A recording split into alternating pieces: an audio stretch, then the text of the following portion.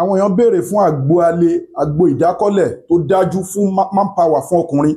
bá mi gẹ́ẹ̀tì igi akọgùn ó fẹ́ kí lágbo ní igi akọgùn gẹ́ẹ̀tì orógbó bó èpo orógbó yẹn ó ti rí slice ẹ̀ wẹ́lẹ́wẹ́lẹ́ kó pọ̀ dáadáa gẹ́ẹ̀tì okó ọ̀gẹ̀dẹ̀ maroon kọ́lọ̀ yẹn okó ọ̀gẹ̀dẹ̀ tó jẹ́ ti àgbagbà tó jẹ́ ti plantain okó ẹ̀ gé wẹ́lẹ́wẹ́lẹ́ síbẹ̀ ní tútù bẹ́ẹ̀ bá mi gẹ́ẹ̀tì egbò igi àbo egbò igi abàfìn rúùtù igi àbo rúùtù igi abàfìn bá mi gẹ́ẹ̀tì ẹ̀ àti egbò igi sápó gẹ́ẹ̀tì egbò mẹ́tẹ̀ẹ̀ta ìkólé lórí bá mi gẹ́ẹ̀tì kànáfùrù bá mi kólé lórí kó wá bá mi ṣe kíni kó bá mi fi káfíà pẹlẹbẹ díẹ̀ sí kó bomi sí kó kí lágbo tó bá di after ọjọ́ keje kó bẹ̀rẹ̀ sí ní ìlú farabalẹ̀ síwájú kó tó ṣiṣẹ́ àbí tó bá ṣiṣẹ́ ìtàn ìkọ́ tó bá lágbára fi sákàtà àwọn aláìní kó dẹ̀ fi fídíò ìránṣẹ́ charity account 2044237680 2044237680 First Bank Nigeria Global Dahiratu Dhikrlahi Islamic Organization. Kọ́ọ̀pù kan láàárọ̀ kọ́ọ̀pù kan lálẹ́ kọ́ọ̀pù kan tó bá kú wákàtí kan tó fẹ́ lájọṣepọ̀ pẹ̀lú ìyàwó rẹ̀ tested and confirmed tó bá ti kí àgbo ìtàn fílẹ̀ fọjọ́ mẹ́ta àbọ̀jọ́ méje kó tó bẹ̀rẹ̀ sí ní mu kí sí bí nǹkan tó gbáàyè bí sí ní láì tààlà wàá rí i pé ìyàtọ̀ á bá gbogbo nǹkan tó ń fa ìdákọ́lẹ̀ tó ń fa kíní yóò já dànù ni àtòbìnrin tó ń wojú ọlọ́run ọba fọmọ ẹ contact Sheikh Afagba ìwọ tó bá fẹ́ kábàá ẹ ṣe ẹ contact wa a wà ní Abraham Adesanya Lekki Ajah Etí Ọ̀sà Lagos kò síbi tẹ́ ìwà tá àti lè deliver fún yín ẹ WhatsApp wa lórí +2348109131425 obìnrin tó ń wojú ọlọ́run ọba fọmọ tó ní sọmúroro tó ní ẹ̀dà tó ní yíìsì tó ní PCOS tó ní hyperclatane tó ní pelvic inflammatory disease syphilis ní staphylococcus ní gbogbo àwọn nǹkan bẹ́ẹ̀ yẹn ẹ̀dá ń da láàmú sperm leakage fibroid menstrual disorder wọ́n jókòó sínú womb ẹ̀ wọ́n jókòó sínú ovary contact wa ní special wa lọ fún special full package wa lọ fún àbọ́kùnrin tó kó wọ́n mú nǹkan ọmọkùnrin ẹ̀ kéré jọjọ́ orí ẹ̀ lọ ó sún kì ó ṣe contact wa abẹ́ni tó ní diabetics cancer asthma àwọn àìsàn ńláńlá bẹ́ẹ̀ stroke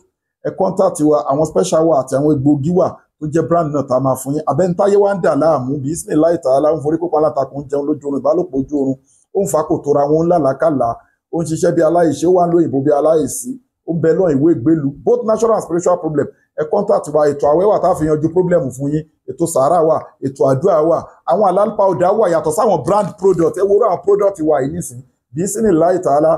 powder ni wọ́n made in India packed in South Africa contact wa fún 50,000 naira ni transformer wà ń bẹ̀ bẹ́ẹ̀ ni fún ọkùnrin caterpillar wà ń bẹ̀ fún obìnrin tó fẹ́ conceive all in one wà ń bẹ̀ fún gbogbo níṣe prevention ni treatment ni cure ni ó lágbára púpọ̀ jù miracle leaf sí wà ń bẹ̀ ó lágbára púpọ̀ jù tó ń ṣe fún both natural and spiritual memory booster wà ń bẹ̀ bulldozer made fibroid wà ń bẹ̀ àtúnwá láwọn special tá a máa ń ṣe bẹ́ẹ̀ bismillah ta'ala ẹ contact wa lórí +23481011425 lẹ́ẹ̀kan sẹ́ WhatsApp wa àbíkẹ́ pè wá lórí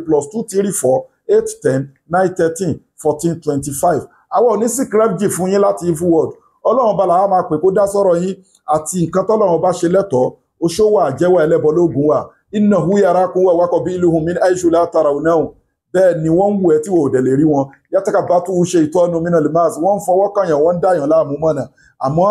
àwọn ò ní sí crefg fún yín àní fìtọ̀fọ̀gbẹ́ bẹ́ẹ̀ ni ibi tí aláàlì bá ti ń dún aráàmù máa ń sá lọ ni ọlọ́run bá ló ń kọ̀ǹtró ayé wa mọ̀ yóò dá bírò lẹ́ amúrò fásáyé kò lónà láà mo tún wá fẹ́ kó o mọ̀ pé kò sáìsàn tó wà láyé tí ò ní kí ọ kú lè dá ilẹ̀ ó dá wáhù fálítẹ́tìlì bú dá wáhù lè dá yíkùn fálítẹ́tìlì bú ubi aram bẹ́ẹ̀ ni kò sáìsàn kan tọ́lọ̀ òfin wòsàn èsì wá mọ̀ tẹ̀sí kútù mi wárakàtí ilé ayé alámùwà toréwé kan ò ní bọ́ kọ́lọ̀ ọba má mọ̀ sí ẹ contact Sheikh Afagba International Limited under Global Dahiratu Dhikrlahi Islamic Organization Health and Spiritual Department bismillah ta'ala àdúrà yín á gba inú yín á dùn ayọ̀ yín á kún fún èké ìpèníjà ni bẹ́ẹ̀ ni kò lè síbi tẹ́ wà tá àti ní deliver bẹ́ẹ̀ ni ẹ WhatsApp wa lórí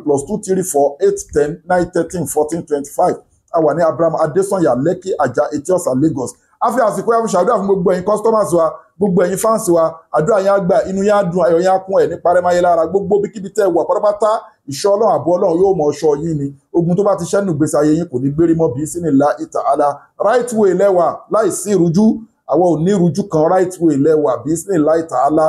ọlọ́run bá gbàdúrà gbogbo yín inú yín á dùn ayọ̀ yín á kún ẹ̀ ní parẹ́máyé lára o inna lizzata lillahi jami'a gbogbo agbára ọlọ́run ọba lónìí má sàlámù wa ilal liqa'i thank you.